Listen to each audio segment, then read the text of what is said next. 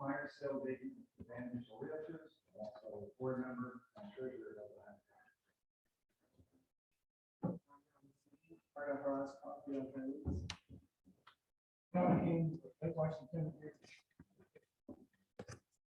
Megan Hook, operator of the Outlook Inn. I'm Ashley Eggers. I work with the city and the mayor's office as a small business. Good morning, with the Short High Burgers. Good morning, Victor Rudd. The main line, blah, blah, blah. Great. Well, come on over. Don't step by yourself. Get on over here. Glad to have you today. We do crazy well, and here we are. All right. Yes, sir. Yes, good morning. Check in, please. Hi, I'm Bob Pickett. I'm the president of the Neighborhood Association,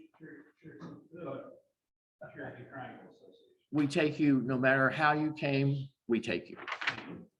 Good to have you, Bob. Thank you.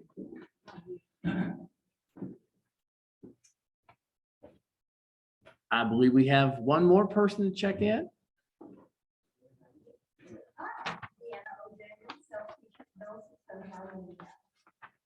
All right. And thank you all for joining in. Now, Mel, do you want to check in? We have a Zoom. Come on, Mel, you can do it. You're being a little shy today. All right. Well, following forth, Lieutenant King, how about coming up and discussing the good things, the unusual things, and the better things we can do? I found my unmute and I'm checking in, by the way. All right, Mel, who are you with? Froggy's popcorn. And I apologize, I'm not there. I'm fighting a cold and I didn't want to bring it with me. Well, we understand the predicament and greatly appreciate you zooming in, and Mel will be on our agenda just a little bit. So hang in there. Okay, bye. Lieutenant King. Good morning. Just real quick, I'll be short and sweet. Overall, just the small stuff. We still continue to have auto thefts. It's up across the whole city. Some numbers are pretty staggering. Still car break-ins. Most of our violent stuff that's newsworthy, that's always is down. I know he's going to talk about the parade, but we're going to have extra detail for the parade day on the 11th, and then detail on St. Patty's night, since it falls on a Friday night. So hopefully we'll beef up our patrols for those two occasions. As always, if you have a question, I'll stick around at the end of the day. You can chit chat. Well, and we were talking earlier about some positive things happening in the neighborhood. And so in consideration of that, maybe give a little summation of the individual meetings you've been going to. We had a meeting last week with the 900 block of Baxter, with the bars in particular on that block. That seems to be not the problems, but there's a lot of issues there that are related to trash, to noise. And so I just kind of decided that we all needed to get together and just talk. So it was kind of a low key meeting, but it was very productive. The original Highlands Neighborhood Association and some of the bar owners got to have some one-on-ones and voice their concerns, because at the end of the day, it's a neighborhood and the neighborhoods need to know who the contacts are, and it's not always a police or ABC matter. And so I just felt like that was a step in the right direction to build some dialogue moving forward. So. And as always, is it true or not true, the majority of the cars stolen were not locked? Most of them were not locked, or they left their keys in the ignition, or they, left them running at the gas station. But it's just, it's young kids, 12 to 15, that are literally just, they're looking for easy targets, and they find a car, and sometimes they use it for other crimes. Sometimes they just joyride, get back home. So. All right. Wait, no, Sir? you're on today. How about the hacks on Kias? Is that still going on? Oh yeah, the Kia boys. Yeah, that's a I would say last time I ran the stats, I think it was like 39% of all of our stolen cars were Kias or Hyundais, certain model year. Because apparently, again, I'm not but the way you can basically, the old days you could hotwire them back in the 70s, but now it's basically you take a ISB or whatever cord, pull the dash out, plug it in, and they bust the windows and they take off. So it's very crude, but it works. If you have a club in your Kia on the steering wheel, is that a sufficient deterrent, you think? Or do you- Yeah, I mean, they can't steer it, they can't take it, but So no, No. okay. I mean, it's, That's the one we have to do. yeah. Okay. Yes, sir. We kind of heard some rumblings that there may be some resurgence of the whole idea of neighborhood watch. That would be certainly associated with the police department. Can you talk about that or give any? Well, I know that's under the Office for Safe and Healthy Neighborhoods, I believe. And I do know the new administration they really want neighborhoods to get involved. Again, it's, I know some of you some of the neighborhoods are tighter than others, and they have a good email chain or a good texting tree or whatever. But again, I always tell people, call us, no matter if you think it's something that's very small, or something that's obviously that needs to be reported. Because a lot of stuff goes unreported and we don't realize there's a trend to after the fact. We could have someone calls, hey, my car got broken into. Well, one car on one street's not really a trend, but if 6 neighbors call and say, hey, my car got ran through, they didn't take nothing, but we would kind of understand that it's more than just one car. But again, I think the neighborhoods associations and block watches are good. But again, I never encourage anybody to go out and confront anybody doing anything to your property. It's just not worth going out there and confronting them. Just call us, try to give a description and direction, and we'll do our best to get over there in a timely manner. Any other questions? Well, great. Well, thank you All for right. being here. We were talking about a little bit earlier, and again, yes, sir, we have, please check in. Oh, hi, my name is Darrell Williams. I work with Froggy. I will go down to the department of shopping center. I'm a physical therapist. I wanted to direct you. Well, thank you for being here today. Thank you for having me. What we talked about earlier, we were in the field of purple, green, and gold, and now we're moving forward to the pot of gold. So, John, would you please come up and give us a little bit about what's going on in the up and coming March 11th?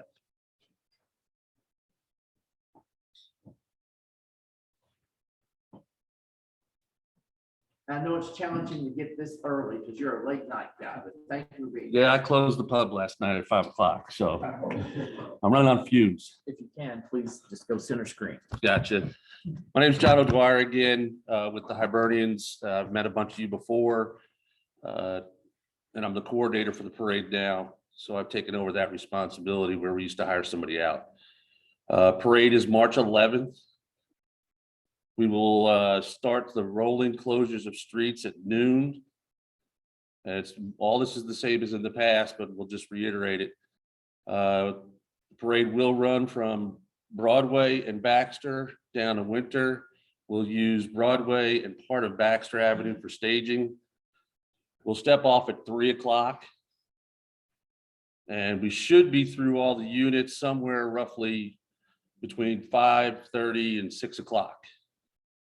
Now, then what we'll do is, as we did last year, we'll have LMPD assess the traffic and the people on the sidewalks, and that's when we'll start opening up the block again, just to make sure nobody is in danger of stepping out onto a street with a moving car coming at them. It is the 50th parade this year, so it's a pretty big highlight for us to be able to pull that one off.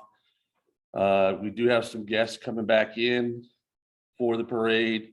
But security, it will be set up through, right now it's Blue Line. We'll use all off-duty law enforcement officers to cover the route. We'll also again have our volunteers help with security, watching the little kids and everybody else up and down the block. We'll barricade the streets using the approved barricades, and then where we can, we'll rope it off. But prior to that, on the 9th, we do our blessing and tapping. You may see a little extra activity in the Irish Triangle there. We do the blessing of the beer down at Goodwood, and then we bring everybody over to O'Shea's to do the tapping. Kind of kicks off the whole weekend. I know there's a lot of people coming in to the area because you have Dropkick Murphys playing at Old Faux Hall on the 10th, and then we run right into it with the 11th. So it's a pretty packed weekend in terms of activity. Other than that, most of what we're going to do you've seen before, but if there's any questions, I can field those. I would like to ask a little help from the guild. I would like to make sure we contact all the businesses up and down the route. So maybe use some of your contacts just to give them an update. You know, last year, first year back after COVID, and it was 28 degrees outside. It was attended, and it was a pretty well attended, but it's not what it could be. Right now, we're looking in the mid 50s. So I'm expecting a much larger crowd, and I would like to make sure we take care of all the businesses. The side piece to all of it, we have in the past run the Irish Passport, where we list all of our sponsors. People can go visit them, much like Burger Week. If they get certain number of visits done, then we give them a parade glass and say thank you to help. That helps us support all the businesses that are out there helping us. So with that, any questions for me? Yes, sir. We stage on Broadway and part of Baxter. The actual parade start is Broadway and Baxter, right there at the point. We go down Baxter, peel to Bardstown, and then we dump off in Winter. Yep. No, you go past Grinstead. Windsor, sorry. Windsor. I apologize. I'm a little tired. Can you comment on the number of groups or floats or whatever that are participating, and how does that compare to previous years? We're on pace to match, which will put us somewhere about 150. And that's pretty much the number. We try to target 135, but we always know we've got that buffer of 15. But that'll put us right in line with what we've been in the past. And that's why I'm pretty confident we'll get everybody through by about 5:30, 6 o'clock at night. And then who do I check with? I wanted to make sure y'all got a paperwork. I'm the guy. Okay. So if anybody's got an application coming in or you need any questions, you can reach out to me. The email, St. Pat's Parade, Louisville@gmail.com, but you can see that on our Facebook page for St. Patrick's Parade or the AOH. We list it there. Great. Thank you. And just let you know, John, we were fortunate enough. This was one of the very first posters out. And yes, you have to, Vince was very kind. And we've been using that poster and posting. So we'll be glad any information you want put out, we can do that. And Amy is our focal point for that. So we will become the extension by all means. In looking, I don't know if anyone's had an opportunity. I have Froggy Popcorn is new business opened up on Barret Avenue. It was during Bardstown Road to Glow. Mel, are you in there? I'm here. Can you hear me? Can y'all? So far, so good. Okay, Yeah. good.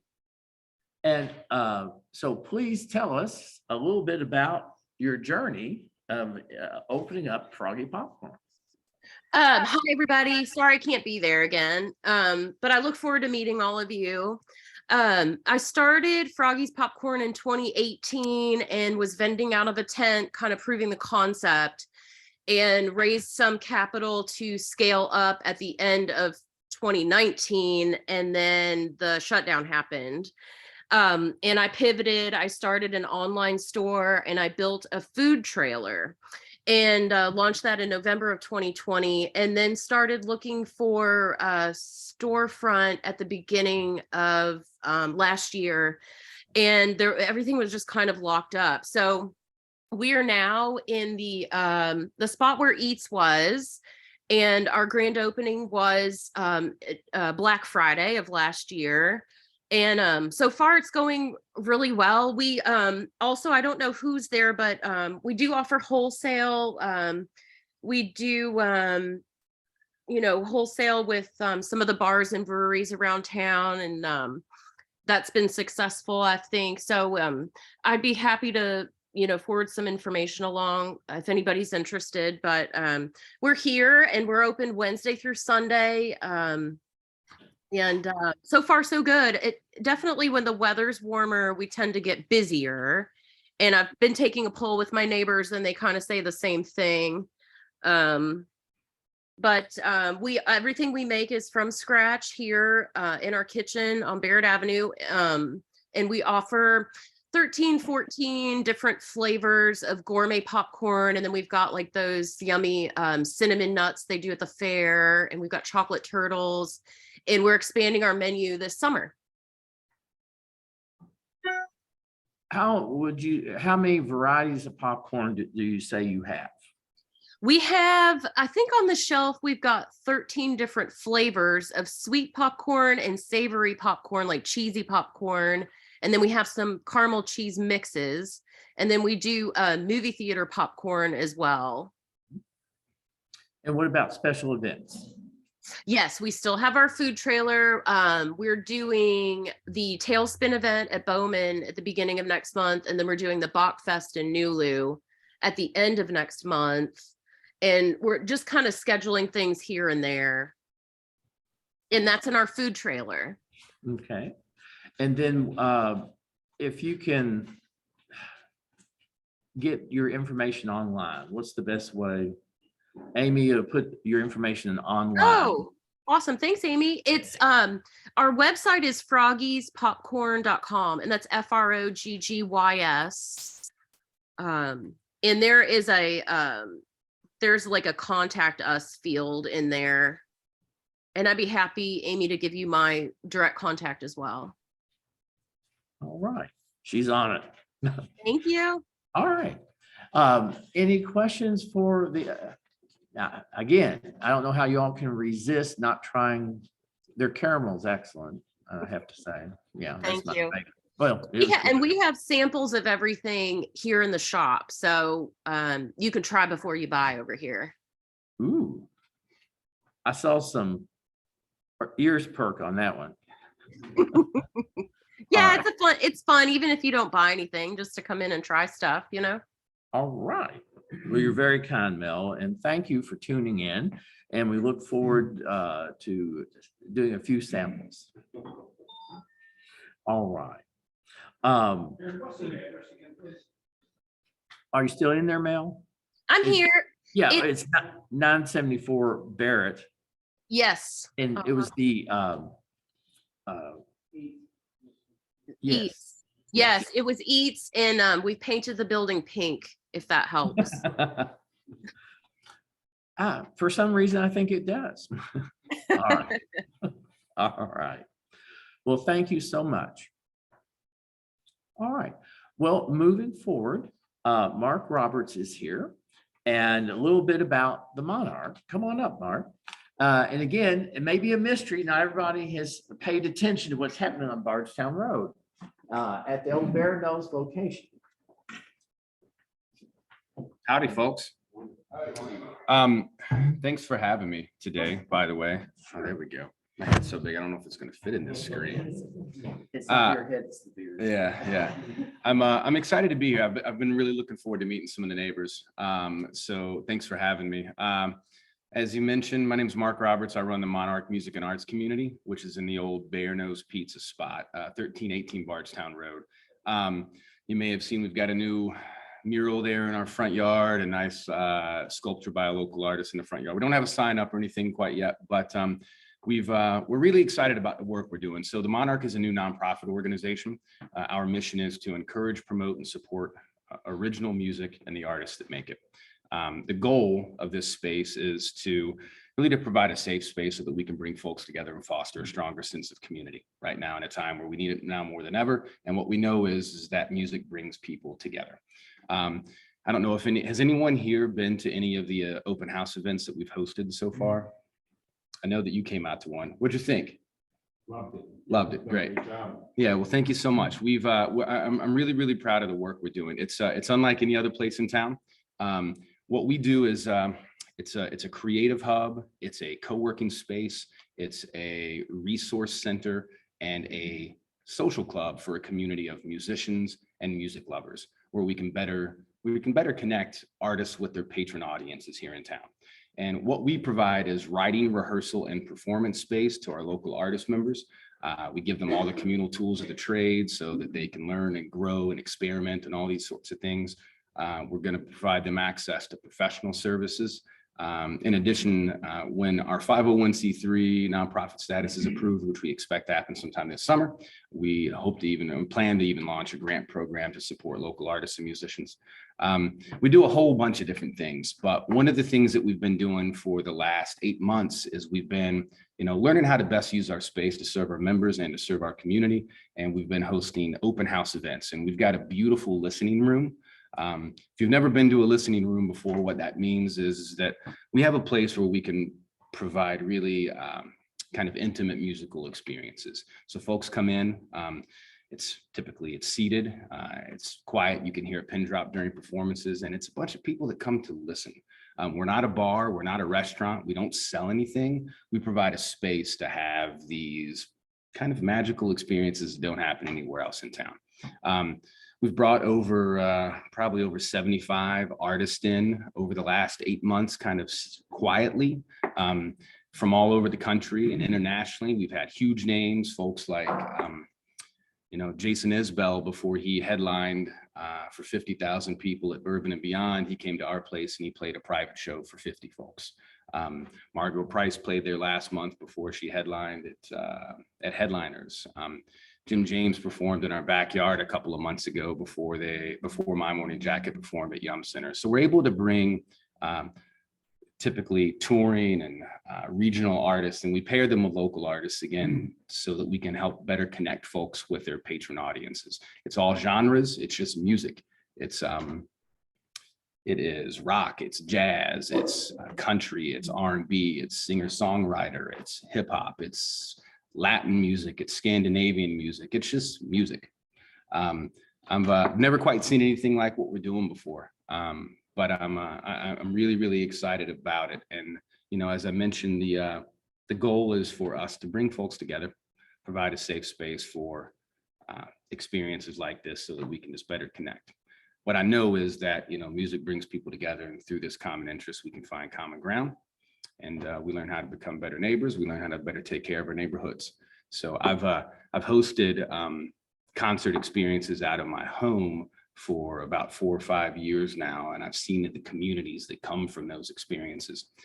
Prior to that, or in conjunction with that, I served on the board of a local nonprofit organization called Green Hill Therapy. We provide therapy services to children with special needs. We operate a 10-acre horse farm and a medical clinic, and I served as director of development there for a few years and saw them through the pandemic. And then prior to that, I owned a small business here in Louisville for about 14 years called City Scoop, which was a designated driver service. It was a service you may have been familiar with. Our guys rode around on little scooters that would fold up, fit into a suitcase. We load it in the trunk of your car. We drive you home in your own vehicle. We get you home safe and sound. We hop out and ride a scooter back to pick up the next customer. So we drove about 140,000 consumers home here in Louisville during 2004 to 2018. I'm really proud of what we did there.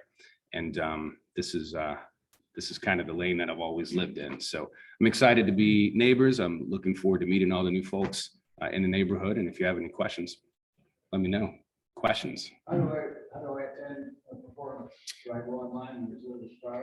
You can just show up for now. So everything we've been doing are open house events. Like, so tomorrow night from 6 to 8, we're providing a free a community event. It's going to be a jazz trio, flute, saxophone, upright bass, and piano.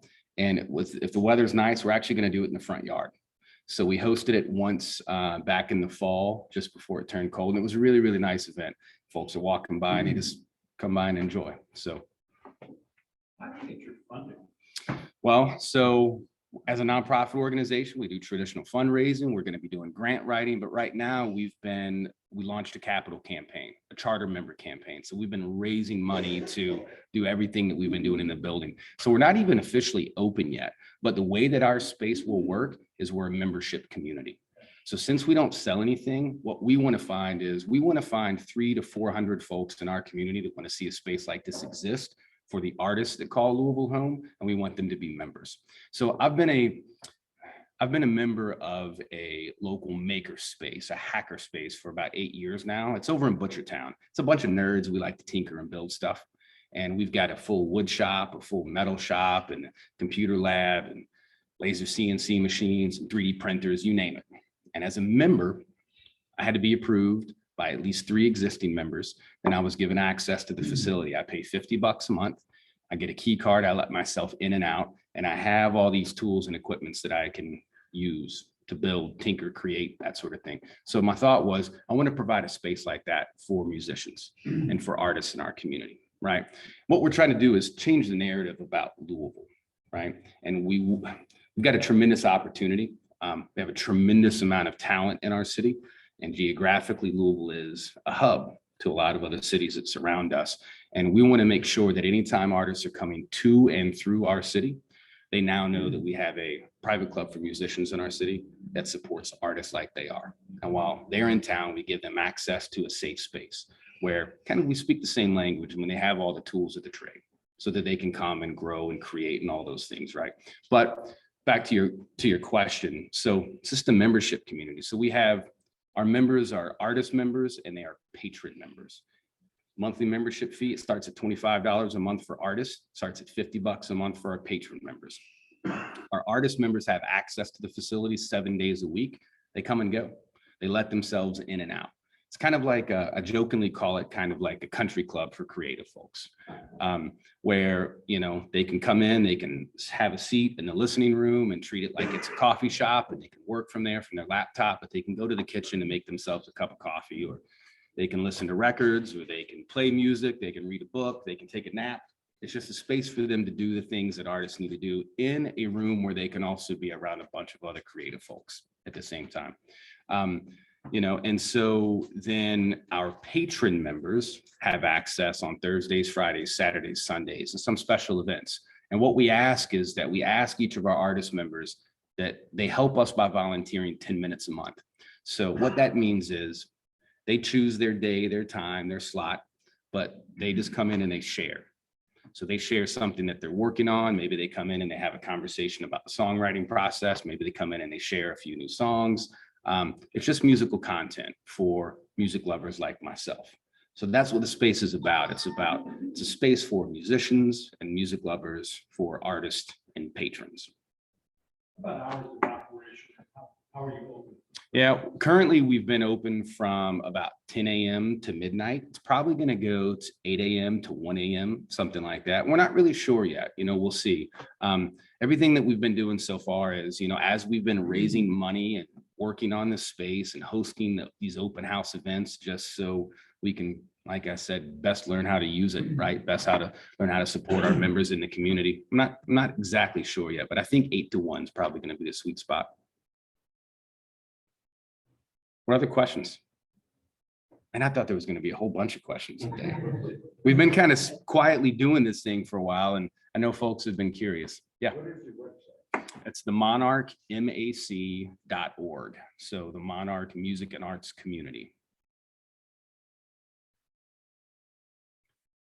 You guys familiar with the concept of a co-working space? Would I know what that is? So we kind of provide that for musicians. So you'll see folks coming and going, and they're working inside on projects, songwriting, you name it. Yep. We have another open house scheduled then? Tomorrow, Oh, is 6 it- to 8. Yeah. So that is tomorrow. an open house. Yeah. Every event we've done. So, well, for the most part, every event we've done has been an open house event, and we've just been opening it, and we communicate it on our website through a newsletter. I would really encourage everyone to join our newsletter. You can go to our website, which is the monarchmac.org. You can sign up for our newsletter. Through our website, you can also apply to become a member, which we're going to be launching that in the next week or two. We've received over 700 applications through our website. 700 applications in total so far. We're probably going to cap it around 400 or so. But you can join our newsletter. I send out a newsletter every week, And every week it just communicates the events that are going to be coming up that week and next week and that sort of thing. And we invite folks to come in. Tomorrow there's going to be a jazz event. As I mentioned, it's going to be a free event to the community. We're doing that in partnership with the Musicians Federation. Further up the street on Bardstown Road, Anthony Meinstein has put together a trio. And then Friday night, we've also got another open house event, doors at 7 o'clock. There are going to be 3 kind of traditional artists. Aaron Biebelhauser, who is the host of Bluegrass Evolution on WFPK. He's also an award-winning bluegrass musician. He's performing with Blakely Berger, who's a local fiddle player, and Grace Rogers, who's a local banjo player. The 3 of them are going to share the stage for a couple of hours, just kind of swap songs and share stories, and it'll be a nice night. That'll be Friday, doors at 7. Music will start at 8 on Friday. You ever have to turn people away? We haven't yet. It's, we, like I said, we don't really advertise. And we're not trying to bring a bunch of people into the space. What we've done is we've been kind of quietly hosting these events, and we let people that love music find out about what we're doing, and that's kind of been the approach so far. Who came up with the name and why? I did. Good question. It's 2 different things. It's number one, I like the thought of the chrysalis stage, from a caterpillar to a butterfly. And I hope that we can be, that kind of represents this new beginning, right? This evolution. And I hope that we can be that for artists in our community. And the other is that it's really a nod to the butterfly effect, the concept that we can do this little thing in our neighborhood that can have a really substantial impact and bring folks together. Yeah, thanks for asking that. Yep. And do you have like a flyer or anything that we could do? Since I work at the library, we have a community board if they're looking for artists or people who are Yeah, interested. I don't, unfortunately, but when I do, I would love to get your contact information and drop something off to you for sure. I've got some stuff that we use. Literally what I've done is I've put a little sign on our front door that has just said either learn more with a QR code that folks can scan, or now there's a sign that just says, what the heck is this place? Because that's what everybody asks. And then it gives about 6 different answers to what this place is. If I were smart enough, I would have brought that with me today and read it off to you. But that's kind of what I've been doing. So that mural, as you guys can imagine, that place had been in disrepair for quite some time, and it was in pretty rough shape. And we've been working really, really hard to make it a home, right? And to make it beautiful. We're really proud of what we're doing, and we're excited to be in the neighborhood. But that mural has brought a lot of attention. So that was done by a local artist, and I'll tell you the story of that mural real quick. I commissioned him about a year ago when I met him, and I just said, hey, here's what we're doing. This is as a music and arts community, here's what I want. And he asked, what do I want? And I said, I don't really know. I just want it to inspire creativity and to inspire community and be bright and vibrant. And he gave me a handful of different examples of what he could do on that thing. And he's one of the best mural artists in town. It was done by, his name's Wilfred Sig, he's with the Art Cartel. And nothing felt quite right. So then the night that we had the first ever music in the space, I just said, hey, I want to bring an artist in to perform so we can kind of feel the vibe and see if this makes sense and see what it feels like. And I invited the artist, and he just came and he hung out and he listened for an hour or two. And as he listened, he just drew that thing on his iPad. And after the performance, he held it up and he said, what do you think about this? And I said, that's what should go on our wall outside. And so he did that, and we have had probably thousands of people walk on that front porch and take photos. And it's like become a selfie wall in the Highlands, and I see it all over social media. And it's been really, really fun and cute, honestly, to see how many people have enjoyed that mural outside. So, and that lightning bolt sculpture that we see in the front yard, that was done by another local artist. His name's Joe Autry. And that's done, I met with a gentleman last year before we started. So before I started this project, I met with about 120 people. Half of them were local artists. Half of them were who I believe to be patrons in our community. And I just said, hey, I've got this idea. for this thing. I've never really seen anything like it before, but I want to talk with you about it, like your input, and give me some feedback. And so during those conversations, I met with a gentleman, and he shared with me, he said, you know, Mark, this is amazing what you're doing. And you're creating a space that will, you're providing a physical location for a vortex of creative energy. And you're making conditions favorable for lightning to strike for artists in our community. And I was like, wow, that's beautiful. And that's why I have a lightning bolt sculpture in our front yard, which I don't ever get to tell that story publicly. So that's why it's there. Most people don't know that. Anyway, I feel like I've taken more time than I'm supposed to. No, the good part is, this is an open board of communication. That is our format. So you fell right into it. Keep going. I'm falling. I'm still falling. What else? What other questions do we have? Yeah. I do not. We lease. Is it all ages too? No, it'll be a space for adults. Yeah. So our members will be 21 and up. Yeah. And we don't serve anything, but we allow our members to bring their own drinks if they want. Yeah, right. That's right. Well, Mark will be here for a little bit, so if you think of another question, please let him know what you've got going, but it's always good to get the mystery revealed. Mystery solved. We are. Yeah, it's the Monarch Music on Facebook or Instagram, that sort of thing. Mystery solved, and we're real friendly. Come say hi. Thanks, guys. Thank you, Mark. Good to see you. Well, the Highlands continues to be a world of variance, and whether it's the music, the food, or beverages. Oh, speaking of beverage. There we go. We do have a new beverage industry in town, Haraz Coffee. I don't know if you had a chance to drop in or not, but Nick and I both have been back more than once. And I think, how do you describe coffee shop to coffee shop? Try a beverage experience. So with that, Amer, would you please come up and give us how you got to where you are? Sure.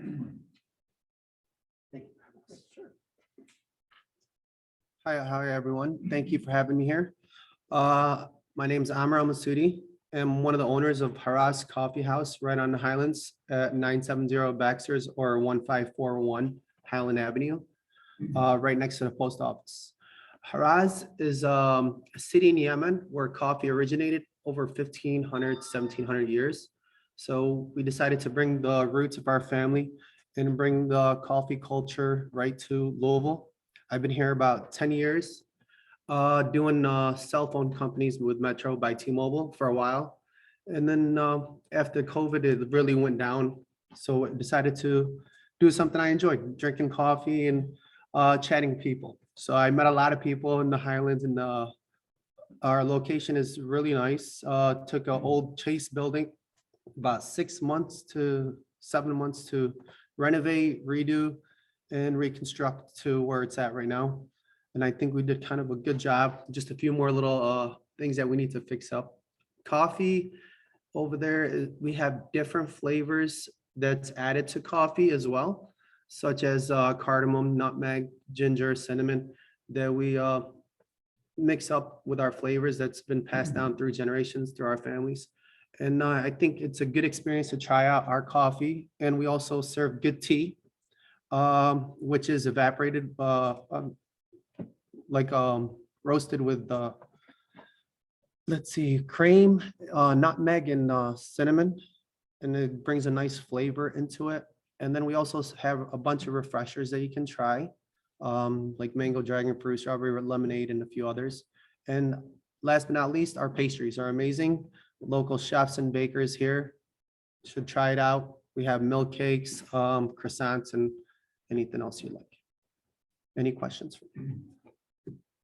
Yes, sir. What's the Yemeni? Yeah, it's our coffee is straight imported from Yemen, which some people don't know. It's right underneath Saudi Arabia, right next to Ethiopia. And coffee was originally found over there and brewed our first cup probably 1700 years. And it's all organic, terrace grown, 3,000 to 4,000 above sea level, and naturally dried, sun dried. Do you have a variety that you offer that is what you would get in Yemen? Yes, most of the recipes, as I mentioned, are all traditional. So they go from city to city and named after a bunch of different cities that we have. Like, for instance, Sanani, which is just a traditional medium roast with cardamom. That's what we're known as black coffee. We do have house brews, just for people that don't want no flavor. And it's still good because it's our beans. And decaf, there's not much decaf except Fischer, which is the husk of the bean. It's sun-dried, so it's left over and the flavor is still enriched in it. It's really amazing. It comes with ginger and cinnamon. Any other question? Yes, sir. How's the startup going? Have you had your official grand opening yet? We've been open so far. It's considered a soft open, but it's been 3 weeks. We've been progressing. Our business hours are 9 to 9 for now, but we are shooting for 7 a.m. to like 9, maybe even later on the weekends. The employees are just a little bit difficult to try and get more workers because we're getting busier than we expected as we started. We do also have another location on 4th Street downtown. That one's just more of a pickup. That one is open from 7 a.m. to 7 p.m. Yes. I noticed there's some fencing out on the sidewalk. I assume you're gonna be having outdoor seating soon. We actually put it up 2-3 days ago. It's already set up. I was just a little mad because it was a little bit higher than we really wanted the fence, but we can't change that now. So we're just gonna decorate it a little bit later on and add some planters or stuff on it.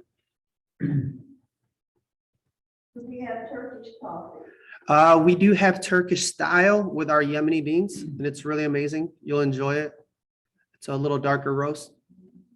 And we serve it in like cute Turkish cups and pots. You'll enjoy the experience, so stop in. Anything else? Welcome to the neighborhood. Thank you, guys, and a pleasure, and hopefully I'll meet you guys in another meeting. Thank you.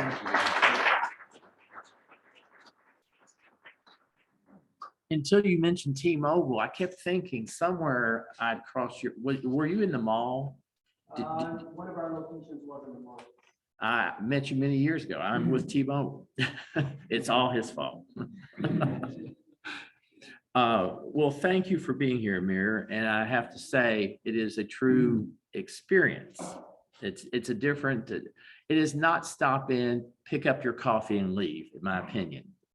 It's just take a few moments to sit there and just watch it unfold. We have to also thank Haraz Coffee because today we have a drawing, and believe it or not, that drawing is a gift card to the coffee shop. Nick, do you have it arranged? Yes. Well, come on up.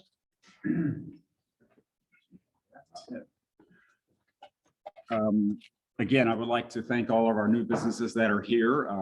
It's so important for new businesses to come into the Highlands. Many cases, they may have taken over a space that's been vacant for 1 or 2 years in some cases. I know the coffee shop that was, of course, the former Chase Bank, sat there maybe, 2 years almost. And of course, the Monarch, that was our favorite bear nose for a long time. And so it's so important to have those spaces filled because that really adds vitality to the Highlands. And that goes along with our mission of the Highland Commerce Guild to help new businesses. So any folks out there, we invite you to join us. There are some brochures on this front table here, so we welcome you to and or renew your membership if you haven't already. So anyway, with that being said, we will get to the highlight of the meeting of the drawing for the $25 gift certificate at Haraz Coffee.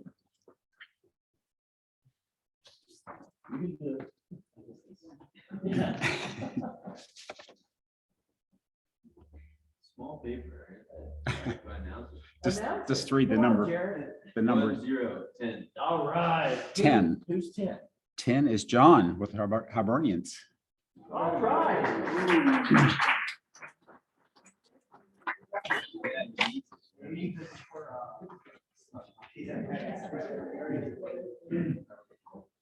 All right. Well, John, Amer, John. All right. Oh, now see, this thing's gone crazy, Nick. Okay. It's always intriguing up here. I see nothing. Anyway. All right. I was trying to think. Okay. Tim, Mr. Bucket, he is operation manager with the Ambassadors Program. Any updates? I know last time we spoke, you all were very kind to go out and take care of the leaves. It just kept piling up. Something new coming up? Still the same thing, dealing with a lot of wind. Actually, we've had 9 wind advisories in the last 30 days. That's a record. But, yeah, just doing the same thing, chasing leaves, chasing garbage, chasing graffiti, trying to stay on top of things. I've got a few people reach out to me. If you have anything you need to know, you can always send me an email. I got some cards in the email. I think I did some of last year. Any issues at all as far as graffiti, trash, that type of thing, please don't hesitate. Yes, sir. One thing is that there is a parallel service going along. That Tim's been so good in working with a certain level of graffiti. The larger pieces, we've been Ralph, our good old Ralph, is still out there. And again, he's been doing multi-stories and then these larger buildings. I don't know if you remember down on Broadway and Baxter, that building got tagged like, I think 7 times. And tagged is different. It was painted from ceiling or windows, industrial level here. The building has been repainted by Ralph several times trying to cover this up. And the most effective thing is to tagging and graffiti is immediacy. The less it stays up, the less likely they are to come back, because it's more about finding spots where it stays. So again, working together, we have been able to get ahead of the curve. And again, the program so far, we hope it could always be expanded, but you're stopping pretty much at Eastern Parkway. Yes. Now, we have found a couple spots beyond there that we can address. Great. But if anybody has a business located behind Eastern Parkway, I want to mention that. Some type of business, Eastern Parkway is just kind of like a imaginary boundary, but we can go past that. Excuse me. No problem. Just reach out to me, let me know where it's at. And yes, sir. I'm more than happy to attack it. Absolutely. Yeah. Well, and again, together is how this thing is to put a cap on the craziness that we've been working with. So cannot thank you all enough for being here. Casito products are available and fresh. They were hot out of the oven. I hope y'all do a little networking after the event, and thank you for being here. And onward to St. Patrick's. Thank you all.